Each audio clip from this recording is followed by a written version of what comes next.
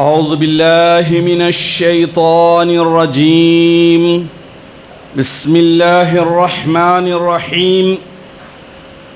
نحمد الله تبارك وتعالى ونصلي على رسوله الكريم والمهدي الموعود عليه الصلاة والتسليم وعلى آلهما وأصحابهما أجمعين. أما بعد، فقال الله سبحانه وتعالى في القرآن المجيد والفرقان الحميد. بسم الله الرحمن الرحيم. ومن يعمل سوءا أو يظلم نفسه ثم يستغفر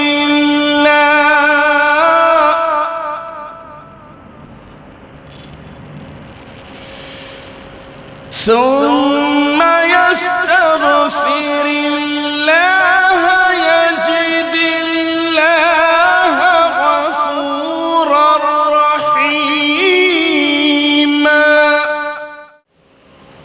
صدق اللہ العظیم. سورہ نساء آیت نمبر 110. عزیزان محترم، رمضان المبارک کا یہ مقدس مہینہ انسان کے سب سے بڑے دشمن، نفس پر کنٹرول حاصل کرنے کا سب سے بڑا ٹرینر اور سب سے بڑا ٹیچر ہے. رمضان المبارک کا یہ مقدس مہینہ آپ دیکھ لیجئے کہ نفس اتنا خطرناک بھیڑیا ہے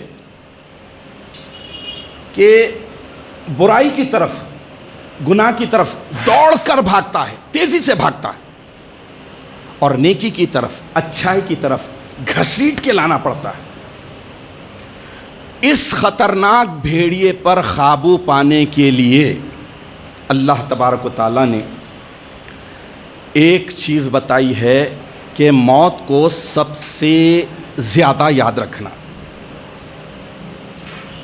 یہ نفس کی بیماریوں کا بڑا علاج ہے. موت کو ہمیشہ یاد رکھنا. مرنا ہے، مرنا ہے، مرنا ہے.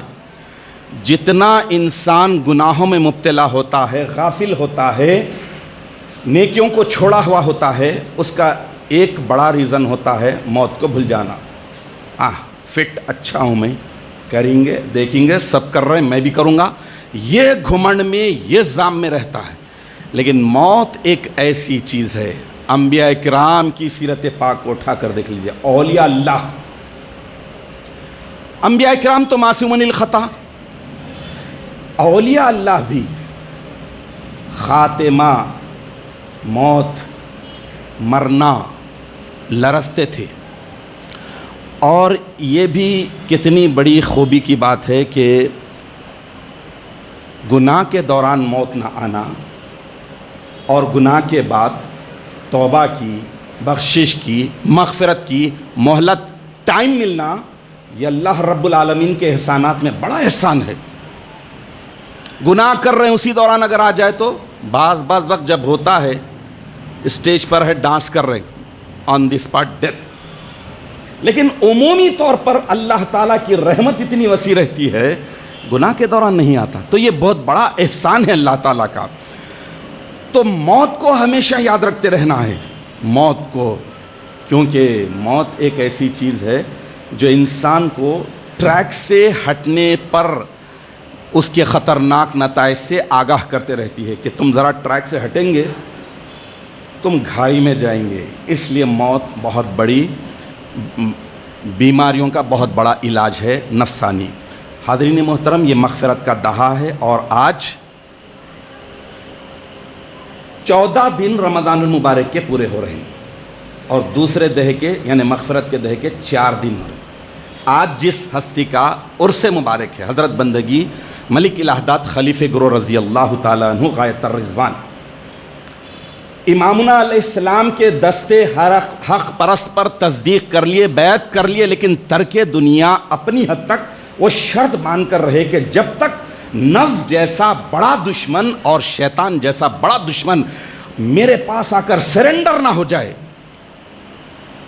میرے تعلق سے مجھے نہ بھٹکانے کا عہد نہ کر لے، اس وقت تک میں ترک دنیا نہیں کروں گا۔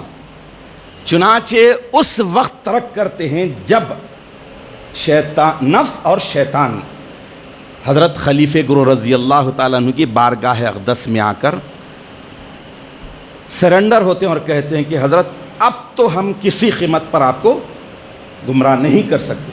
ایسی مثالیں اور بھی ملیں گی آپ کو، اور اولیاء اللہ کے پاس آ کر نفس اور شیطان سرنڈر ہوتے ہیں۔ تو یہ نفس بہت بڑا دھوکے باز ہے، تو مغفرت کا دہا ہے۔ مغفرت معنی کیا ہے؟ مغفرت کے بخشش کے مغفرت کے معنی کیا ہے؟ مغفرت کا مقصد کیا ہے؟ مغفرت کی اہمیت کیا ہے؟ مغفرت کی کتنی فضیلت ہے؟ یہ تو سمجھ میں آنا چاہیے، جاننا چاہیے کہ مغفرت اور بخشش حاصل کرنا کتنا اہم ترین کام ہے۔ تو میں سب سے پہلے مغفرت کے بخشش کے معنی اردو میں آپ کے سامنے رکھتا ہوں، عام فہم۔ استغفر یستغفر استغفارا مغفرتا، اس کے معنی ہے ڈھانکنا، کسی چیز کو ڈھانکنا، مٹا دینا، رد کر دینا، گناہوں کی معافی چاہنا۔ اور بڑے خاص معنی یہ ہے، کسی چیز کو محفوظ رکھنے کے لیے کسی چیز میں چھپا دینا، اپنے گناہوں کو محفوظ کرنے کے لیے اللہ کی مغفرت کے چادر میں چھپا دینا، یوں سمجھ لیجئے۔ کتنے پیارے معنی ہیں مغفرت کے بخشش کے، معنی سے بہت حد تک سمجھ میں آتا ہے۔ قرآن پاک بھرا پڑا ہے، احادیث شریفہ کا ذخیرہ ہے، مغفرت طلبی، بخشش کیا ہوتی ہے، کتنی ہوتی ہے۔ میں ایک حدیث شریف آپ کے سامنے رکھتا ہوں، مغفرت اور بخشش کی فضیلت، اہمیت کی۔ گناہ کتنے ہوں، کتنے بڑے ہو، زیادہ ہو، لیکن بخشش کی توفیق ملنا بھی، مغفرت چاہنا بھی، یہ اللہ تعالیٰ کے احسانات میں سے بڑا احسان ہے۔ حدیث قدسی، وہ حدیث جس میں کہنے والا، فرمانے والا اللہ تعالیٰ ہوتا ہے۔ یہ حدیث آئی ہے جامع ترمذی، حدیث نمبر 3540، 3540۔ حضور اکرم نبی مکرم صلی اللہ تعالیٰ علیہ وسلم ارشاد فرماتے ہیں کہ اللہ تعالیٰ فرماتا ہے، کون فرما رہا ہے؟ اللہ تعالیٰ، اے ابن آدم، اے انسان، تیرے گناہ اگر آسمان کی بلندی کو بھی چھو لے، آسمان کی بلندی کو بھی چھو لے، کتنے ہوں گے اب یہاں سے گناہ ہیں، اتنے بھی اگر ہیں، پھر تو مجھ سے مغفرت طلبی کرے، استغفار کرے۔ کب کرے گا مغفرت بخشش؟ کب چاہے گا؟ اللہ کی توفیق ملنے پر، اللہ کی طرف سے گرین سگنل ملنے پر۔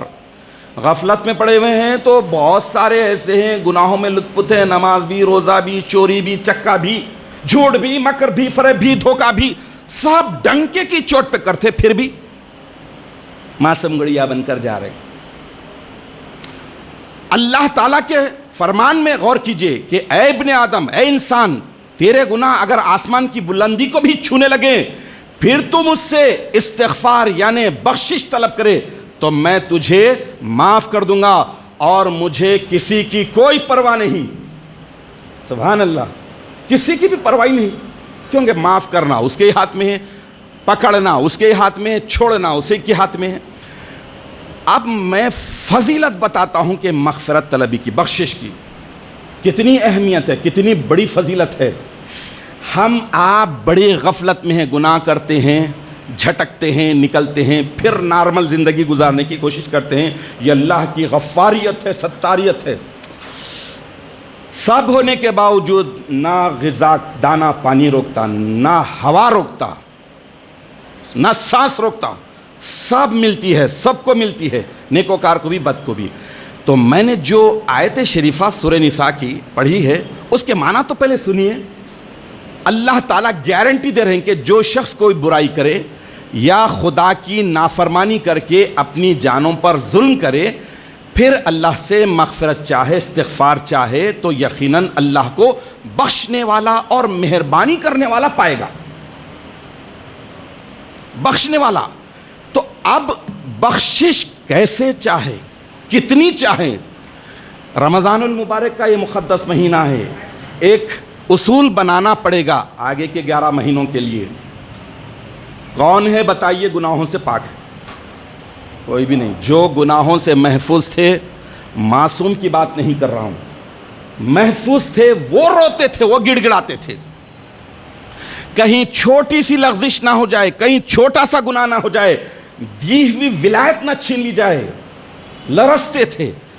لیکن میں جو حدیث شریف آپ کو سنا رہا ہوں، صحیح مسلم حدیث نمبر 2702 حضرت عبداللہ ابن عمر رضی اللہ تعالیٰ عنہ سے مروی ہے، حضور اکرم نبی مکرم صلی اللہ تعالیٰ علیہ وسلم بخشش مغفرت طلبی کی اہمیت اور فضیلت کیا ہے بیان فرما رہے ہیں۔ کیا فرما رہے ہیں کہ یا ایھا الناس، اے لوگو، توبو الی اللہ، اللہ کی طرف رجوع کر لو، توبہ کر لو اللہ سے۔ فإنی اتوب فی اليوم الیہ 100 مرہ، بے شک میں دن بھر میں 100 مرتبہ توبہ کرتا ہوں۔ کون فرما رہے ہیں؟ خاتم النبیین سید المرسلین رحمت للعالمین صلی اللہ تعالیٰ علیہ وسلم۔ 100 مرتبہ، عمر بھر میں نہیں، فی الیوم، ایک ہی دن میں۔ اب مغفرت طلبی ترک دنیا پہلے کیسی ہوتی تھی آج معلوم ہی نہیں ہے۔ درے پڑھتے تھے، ہنٹر پڑھتے تھے، ہے کسی کے پاس درے؟ ہمارے پاس ہے خاندان میں درہ۔ سرنڈر ہوتا تھا ترک دنیا، جو چاہتا وہ سرنڈر ہوتا۔ لباس اتارتے یہ فقیر اپنی گناہ گار آنکھوں سے 2 مرتبہ 2 لوگوں کو درے پڑھتے ہوئے دیکھا ہے۔ اپنی مارو میاں، ذرا زور سے مارو، ذرا بہت زور سے، چمڑے کا ہوتا درہ۔ کہاں ہے آج؟ جائیے نبوت کے دور میں بھی دیکھیے، کھمبے سے اپنے آپ کو باندھ لیے ہیں۔ کون سا کھمبا ہے؟ ستون کچھ مسجد نبوی میں وہ کھمبا ہے، صحابی اپنے آپ کو باندھ لیے ہیں، سزا دے رہے ہیں۔ تو اللہ کے نبی 100 مرتبہ دن میں مغفرت طلبی کر رہے ہیں، توبہ کر رہے ہیں۔ میرا آپ کا کام کیا ہے؟ کم سے کم 2 4 5 مرتبہ، تو 2 4 5 مرتبہ، کم از کم 1 مرتبہ تکیے پر سر رکھ کر لاسٹ رات میں اینڈنگ پر دیکھیے آج کا فلم کیسا چلا، آج کا ایپیسوڈ کیسا ہوا، کیا کیا کرے، کتنی نیکیاں کرے، کتنے گناہ کرے۔ پھر ضمیر جگائے گا، ہاں کمبخت تو یہ گناہ کر دیا، کر دے کے بڑا شان سے سونے آ رہا، ملامت کرے گا نفس۔ تو اور ایک حدیث شریف رکھتا ہوں، اللہ کے نبی صلی اللہ تعالیٰ علیہ وسلم، بخاری شریف میں ہے، سیدنا ابو ہریرہ رضی اللہ تعالیٰ عنہ سے مروی ہے، اللہ کی قسم کھا کر ارشاد فرما رہے ہیں، واللہ قسم ہے اس ذات کی جس کے قبض قدرت میں میری جان ہے، لا استغفر اللہ و اتوب الیہ فی اليوم اکثر من 70 مرتن۔